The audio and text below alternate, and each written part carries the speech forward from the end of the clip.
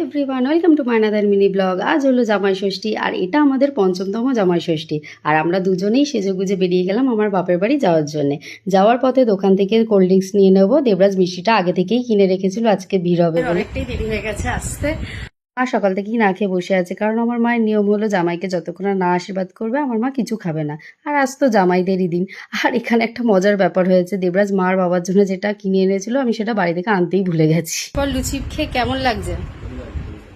তোমার তো লুচি খাওয়া বারণ গো।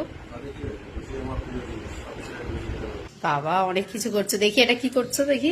এটা মাংস। রান্না করতে করতে মা হাঁপিয়ে গেছে। রান্না রেডি হয়ে গেছে, এবার আমি দেবরাজকে দেবরাজ আসো, খেতে আসো।